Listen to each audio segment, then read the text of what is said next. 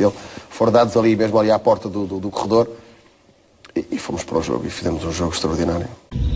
Ao entrar no relevado, a pressão de um estádio das Antas lotado era o que menos preocupava Eriksson. O campo apresentava-se misteriosamente encharcado nos extremos, zona de atuação dos preponderantes Paneira e Pacheco, autores até então de 16 golos e incontáveis raids e cruzamentos certeiros. O Porto Benfica 90-91 não era um jogo de futebol, era uma guerra. I asked the chairman, the president of Porto, what's going on here? He said, I like you as a person, but war is war, he said. Word by word. Foi um jogo, um ambiente terrível, desde o início, e que eu na primeira parte andei lá pegado com o Fernando Couto e eu também não era tipo de avançado que estrategicamente achava que tinha que reagir controladamente. Não foi muito o caso nesse caso, eu não estava muito controlado nesse dia e o Eriksson pensou até em tirar-me, porque a primeira parte foi uma primeira parte de guerra absoluta e entre mim e o Fernando Couto a coisa estava muito acesa. Os alas do Benfica eram fortes, o Pacheco, o Paneira, e o Porto sabia disso e infelizmente para eles, mesmo encharcando o campo, os golos do Benfica acabaram por nascer das alas. Nós tínhamos jogadores muito rápidos e que jogávamos de voltas de borracha. Eles sabiam disso. Portanto, o Porto tem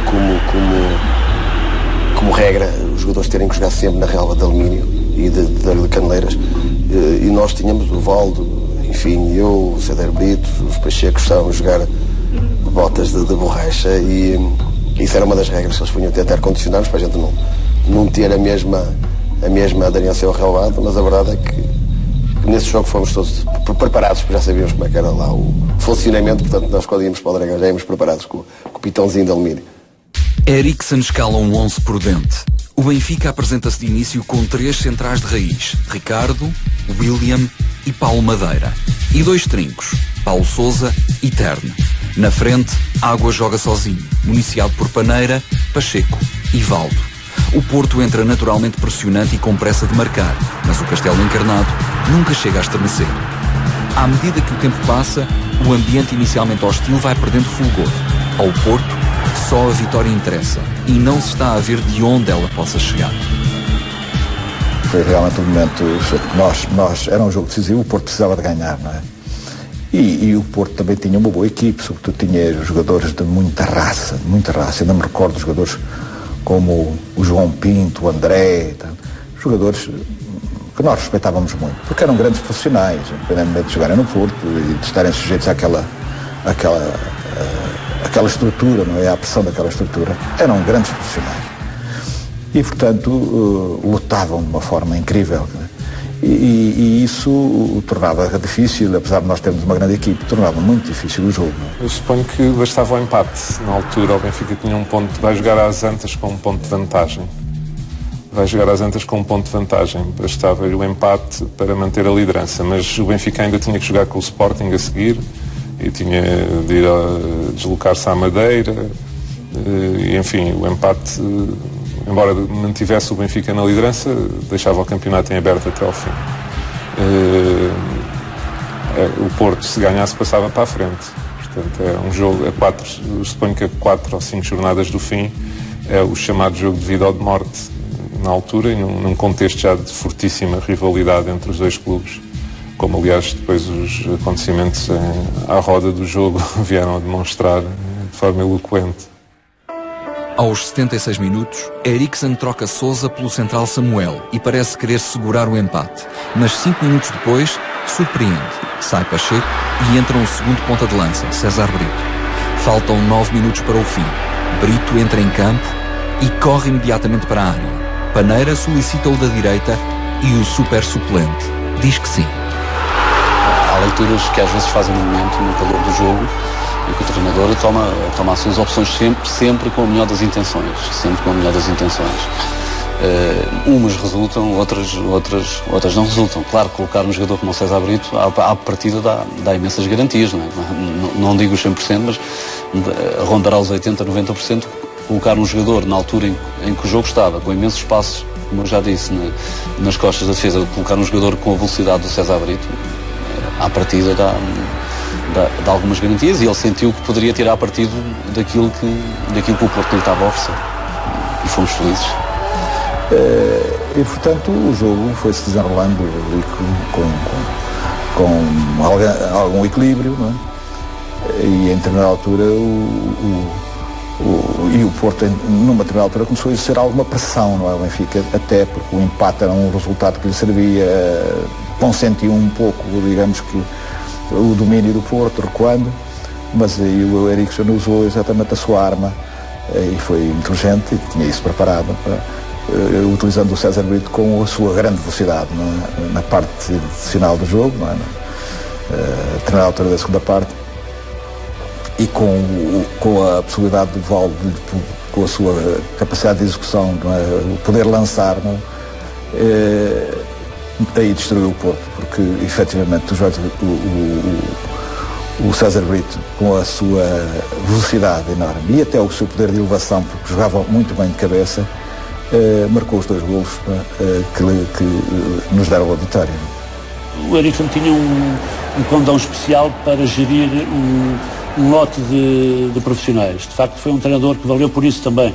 Não era só um entendido e revolucionário em matérias de técnicas e de estratégia, mas também era um bom condutor de homens. E, portanto, ele apercebeu-se das qualidades do César Brito, sabendo que ele não seria um jogador de primeira água, um jogador de nível superior, mas era um jogador que interessava em determinados momentos, e ele demonstrou plenamente neste jogo nas Antas. You are together with the players in a club more or less every day. You train them every day. You see the shape they are in, physically, tactically, mentally, and you decide because of that.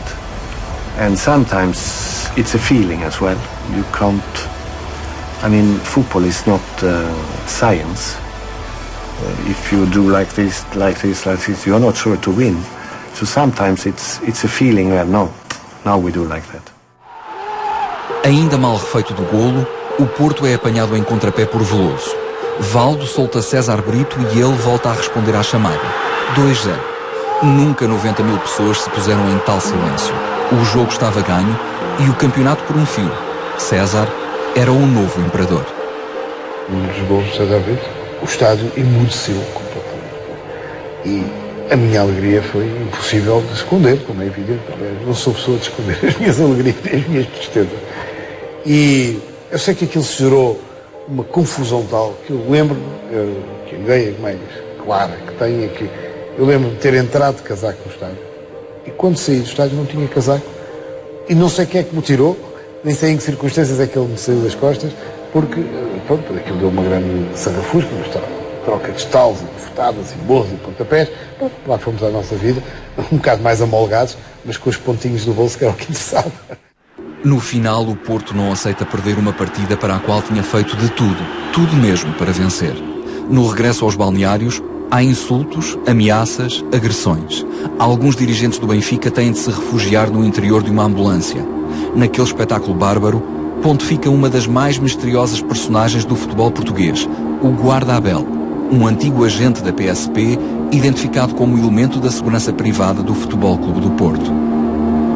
Há relatos de agressões do Guarda Abel, de ameaças de morte ao próprio presidente, enfim, uma série de situações obscuras que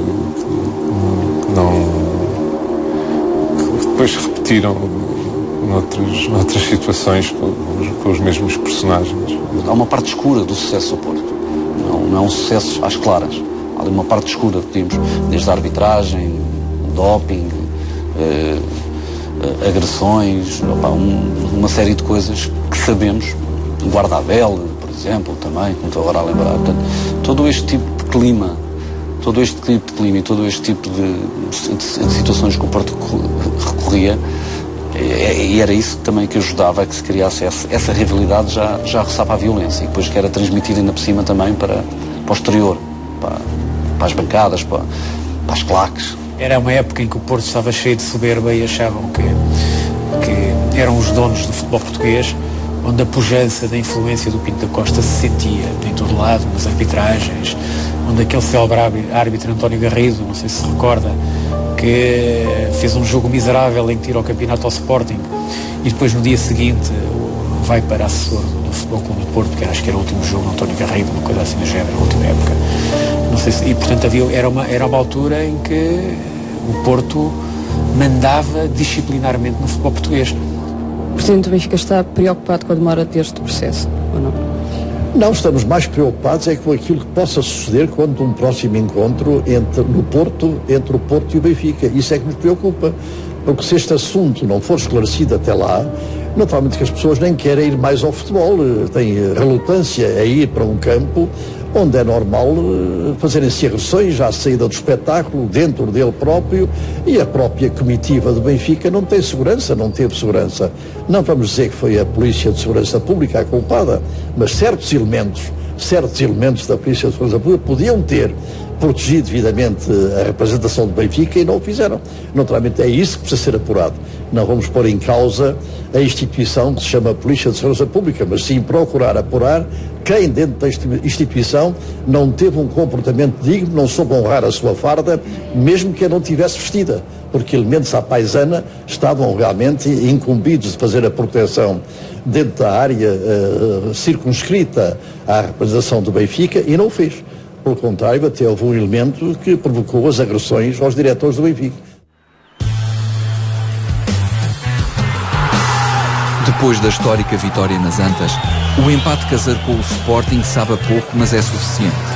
Na antepenúltima jornada, um triunfo por 2-0 sobre o Farense deixa o Benfica a uma vitória do título. Na semana seguinte, os encarnados vão festejar às ilhas. William faz o 1-0 ao Marítimo e Rui Águas fecha as contas já perto do final. Do meio do Atlântico para o mundo, ecoou um grito de vitória. O Sport Lisboa e Benfica era campeão nacional pela 29ª vez.